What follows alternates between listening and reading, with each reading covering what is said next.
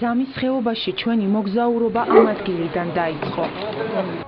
როცა ამინდი ფუჭდება, ქართას მონასტრამდე მისვლა მხოლოდ სამხიდიანი მანქანითაა შესაძლებელი, ამიტომ ქართას მონასტრამდე რთული გზის გავლა აი ამ ურალით მოგვიწია. გზაში რამდენიმე ადიდებული მდინარე გავიარეთ. რთულ გზას სამხიდიანი ურალიც კი ვერ მოერია. გზადაგზა მანქანის შესაკეთებლად გაჩერება გვიწევდა. ძამის ხეობა ურბნისისა და რუისის ეპარქიას ეკუთვნის. ეს ის ადგილია, სადაც სულ რამდენიმე წელია ეკლესია-მონასტრების მშენებლობა დაიწყო. სადაც საშუალება გვეძლევა ის ძველი მონასტრალი ადგილია, ნატაძრალი ადგილია, ყველგან მიდის, ვისაც საშუალება აქვს და აშენებენ ტაძრებს, მონასტრებს და იმ ძველ ტრადიციებს, იმ ძველ ფესვებს უბრუნდება ჩვენი ერი. ქართას მონასტერი ერთ-ერთია, რომელიც რამდენიმე წლის წინ მეუფე იობის ლოცვა-კურთხევით რევლისა და ძამის ხეობის მაცხოვრებლების დახმარებით აშენდა. ეს უფრო მადლიანი, ეს უფრო ფასეულია ღვთის წინაშე, როდესაც ადამიანი გარდა იმისა, რომ წირავს ფულს, ამის გარდა ფიზიკურადაც იღებს მონაწილეობას და თავის ოფლს და თავის ჯაფით, ასე ვთქვათ, მთლიანად ეწირება უფალს. ძამის ხეობა რთული გზის გამო მრევლის ხშირი სტუმრობით განებივრებული არ არის, თუმცა ზოგი მათგანი შეძლების დაგვარად მაინც ახერხებს ტაძრამდე მისვლას. ხეობა არის უნიკალური და მე ძალიან მადლობელი ვარ ღვთის და განგების, რომ დამაკავშირა ხეობასთან, მყავს მოძღვარი ამ ხეობაში და მაქვს იმისი ბედნიერება, რომ პირველ ლოცვას ხშირად თუ არა გარკვეული პერიოდულობით დავესწრო და ის მადლი, რაც აქედან შეუძლია ადამიანს წაიღოს, ახლა ძალიან დიდხანს მიყვება ყველას.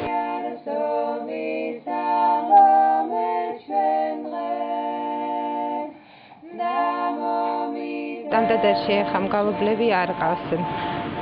ჯერჯერობით ახალი გახსნილი მონასტერია და ცოტანი არიან და გალობა ძალიან დიდი ნუგეშია ამ მონასტრისთვის და ქალაქიდან რამდენიმე ადამიანი ვიკრიბებით ჩამოვდივარ და ვგალობ. ძალიან გვიყვარს აქაურობა ყველაფერი. ძალიან დიდი ნუგეშია ჩვენთვის. ვეხმარები მამა ისიდორეს, რაც ჭირდება ყველანაირ დახმარება, მონასტრის მშენებლობა, კელიების მშენებლობა, აგრეთვე სოფელ სათერძეში მაღლა ზემოთ არის ღვთისმშობლის ტაძარი, სადაც ის ტაძარი აღვადგინეთ ამ ზაფხულს. ახლა კიდევ ვაპირებთ ქვემოთ წმინდა გიორგის ტაძარია, ქვემოთ ასაშენებელი, გასარემონტებელი. ამ ტაძარსაც აგრეთვე ვაპირებთ, რომ წელს ამ ზაფხულს გავარემონტოთ. ერთ ფერს ჰქონდა თავის სენაკიდან მოშორებით ეკლესია. ფიქრობდა, რომ თავისი სენაკი ახლოს ეშენებინა ტაძართან. მაგრამ ამ ფიქრებში იყო, როდესაც მიდის აი ამ გზაზე ეკლესიისკენ მიმავალი და ანგელოს ნახავს. უკან რომ მიხვება და ეტყვის, რას აკეთებ შენაო და შენს ნაბიჯებს ვითვლიო, რომ რამდენს გადიხარო შენი ეკლესიაში რა მიხვალო. და შემდეგ ამით მიხვდება ის, რომ მართლაც მისი ის შრომა ღვთის წინაშე ყველაფერი მოხსენებული არის, დაფასებული არის და პირიქით შემდეგ გადაიფიქრებს აი ამ თავის განზრახვას, რომ ეშენებ ეკლესიასთან ახლოს თავისი სენაკი. და იგივე შეიძლება ითქვას ჩვენთან დამოკიდებულებაში. რაც უფრო მეტ ჯაფას გაიღებს, მეტ ენერგიას დახარჯავს და აქ მოვა, მაინც დააშენებს, ორმაგი მადლს მიიღებს ღვთისაგან. გარესამყაროს მოწყვეტილ ღვთისმსახურებს თავი ლოცვითა და ერთმანეთზე ზრუნვით გააქვთ. თითოეული მათგანის ხვაწლი ეკლესია-მონასტრების მშენებლობაში ძალზედ დიდია. აქ სპეციალურად თუ არ მოინდომა ადამიანმა და ერთობლივად აი დახმარებით არ მოხდა აქ მრევლის მოსვლა, ისე ვერ ხერხდება, მაგრამ ღვთისწყალობით მაინც შენდება, ბევრი მონასტრები შენდება ამ ხეობაში. ზუსტად შეიძლება თქვა ვეღარც ვითვლით მონასტრებს, უკვე ალბათ 25 მონასტერზე მეტი არის. და იმდენად ესე იგი მრავლდება ეს მონასტრები, რომ უკვე დათვლა შეუძლებელია. ეს არის შეიძლება ითქვას მთელი საქართველოს გულია და მთელი საქართველოს იგივე ოჯახი, იგივე სახლია. იმიტომ რომ ამ მშენებლობაში იღებს მთელი საქართველოს მონაწილეობას. სატელეფონო ზარები გვაქვს ბევრ მონასტრს ჩვენ ხეობაში და ვცდილობთ ხოლმე და წირვას ვატარებთ თვითოულ მათგანს ვიხსენიებთ ხოლმე, რომ ვინც კი ერთხელაც კი დარეკა და ვინც კი ერთხელაც შეგვეწია იმ ერთი თეთრით. მონასტერი ათანასე ალექსანდრიელის სახელს ატარებს. 15 მაისი და 18 იანვარი წმინდანის ხსენების დღეა. ყოველ ამ დღეს მრევლი ტაძრის დღესასწაულს განსაკუთრებულად აღნიშნავს. ქართას მონასტერში ჩვენი გამგზავრება სწორედ 15 მაისს დაემთხვა.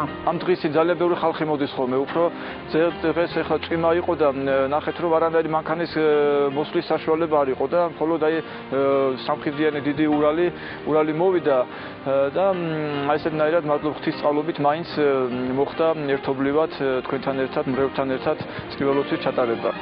ვთქვით რომ ხალხს არ შეიძლება მეტად გავაცნოთ აი ეს დიდი ადამიანი, ეს დიდი ეკლესიის სვეტი. ათანასე დიდს აქვს ძალიან დიდი ღვაწლი ჩვენს ეკლესიაზე და ჩვენ ეს ყოველთვის უნდა დავაფასოთ. უნდა მისი ცხოვრება კარგად ვიცოდეთ და ვილოცოთ ხოლმე მის წინაშე. ჩვენ გვაქვს წიგნები, ესე იგი ბეჭდავთ, ხატები დავბეჭდეთ და ვაცნობთ ქართულ ხალხს ამ დიდ წმინდანს. წმინდა ათანასე ალექსანდრიელი მეოთხე საუკუნეში მოღვაწეობდა. მას ყრმობიდანვე მრავალი სასწაული მოუხდენია, როცა მთელ მსოფლიოში არიოზის ერესი გავრცელდა, ამ დიდი მწვალებლობის წინააღმდეგ პირველმა სწორედ მან აღიმაღლა ხმა. პირველ მსოფლიო კრებაზე წმინდანის მითითებით ეკლესიამ რწამში სიტყვა თანაარსი დაამატა. სწორედ ამ სიტყვის დამატებით იქნა ძლეული არიოზის ერესი. ეკლესიამ წმინდა ათანასე აღიარა როგორც მე-13 მოციქულად, იმიტომ რომ ამ პერიოდში მან ფაქტიურად მთელს კაცობრიობას უქადაგა და შეუნარჩუნა, ესე იგი, მართლმადიდებლობა. ქართას მონასტერში რამდენიმე საათს დავყავით. უკან იგივე გზის გამოვლა მოგვიწია, თუმცა რთული გზა მონასტრის მრევლს არასოდეს აშინებს.